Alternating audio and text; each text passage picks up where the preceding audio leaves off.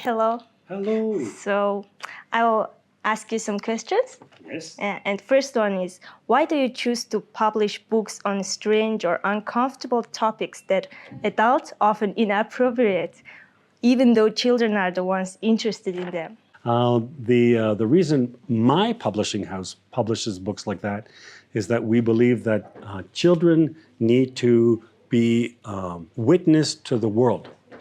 There are complicated things in the world for adults and for children. Sometimes children live complicated things and they didn't ask for that. Maybe they have lost a parent. Maybe their father has gone to war. Maybe their mother or their grandmother has Alzheimer. And these subjects are complicated and sometimes very complicated to explain. So instead of having a book that teaches what is Alzheimer or what is going to war, we have books that have children understand what is happening because they are reading the story of another child who is living this. So for us, these are subjects that sometimes parents or other adults will say, no, we cannot talk about this. But it is really happening in the real life. And just pretending it does not exist does not make it disappear. Because the clouds are hiding the sun does not make the sun disappear. It is still there. And problems exist and we have to talk about them so that our children can grow up to understand that this is what the world is about. How can you tell if reading picture books is generally helping a child develop, books is generally helping a child develop, especially when results take time? I think everything takes time, and we are living in a society that is more and more rushed for solutions. And I think our societies, all societies, I'm not speaking specifically of yours or mine, but I think anywhere in the world today, except maybe in the deep forests of Brazil, where they are not looking at internet and telephones, the notion of speed is important. And so we need solutions right away. And I think we need to walk away from that. And I think books is actually a good way to walk away from that. And I think children need to discover the world through books.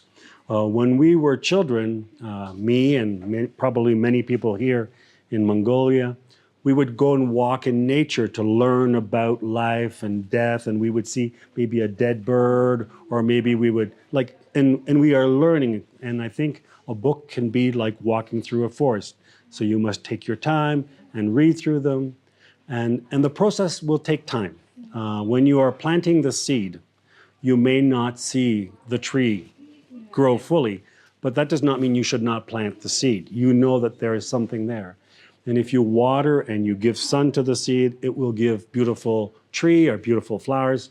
And I think each book is like more water, more sun for the seeds to grow in the child's mind.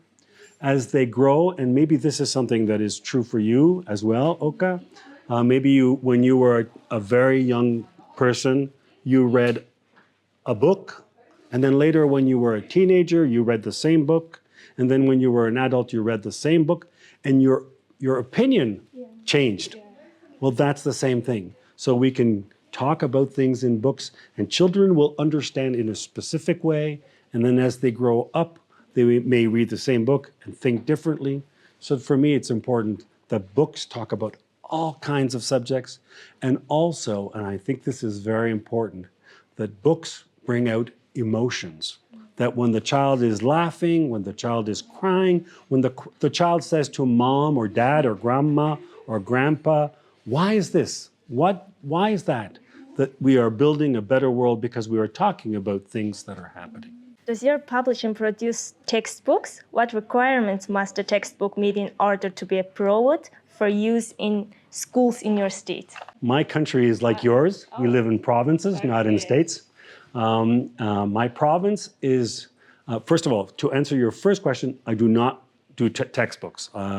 This is specifically for school publishers. And in my province and in my country and in the United States, there are school publishers, and they're specialized in making the best school material based on the curriculum that the government has set, which is different. So the government's mandate in my province is not to make the book, is to say, what does a grade 3 child need to know in math, in science, in social studies, in history, in geography, in language? This is his responsibility, and this is the Ministry of Education's responsibility. And he builds all those criterias. And this actually should be enough to teach. Because if I give this to a grade 3 teacher and we say, this is what you need to see, then you can go and get anything you want as long as you answer these criterias. The school publisher, he builds a textbook in math or a textbook in science that answers all those things plus more, right? Not just that, but he wants to bring the child to think about the world that surrounds him.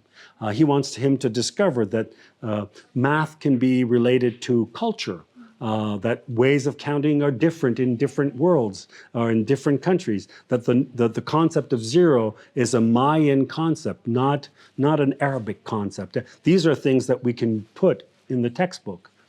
And the reason I think this is the best solution is that this keeps the government independent and able to judge the quality. If you are creating the curriculum and the material, how do you judge if it's good or not? You are judge and jury of the same product. And it's expensive. It's expensive to make educational material that is of high quality. So I think there's enough studies that show that educational publishers can do better material for a lower cost, and they have to guarantee, and this is where the government comes back. I have finished my math material, I give it back to the government for evaluation, and the government says, it fits the curriculum, you can sell it. It doesn't fit, you can't sell it. It's as simple as that. So this is, I think, a better structure, and this is how it works in the United States, in Europe, in Canada. Right now, there are countries where the governments used to not do the publishing, and now they're starting to take over, and it is creating a lot of chaos because schools and families are saying, no, this is not the government's job to do. This is publishers' job to do. If you have government material, you only have one math book because there's only one publisher. Tomorrow morning, we open to the private sector. 7 publishers can say, I will make math material. And now they have to compete against each other. So what happens? Higher quality math, a cheaper book. So this is a better way of doing things. So not only is it better, but it creates competition, which brings better products in the classroom. Yeah.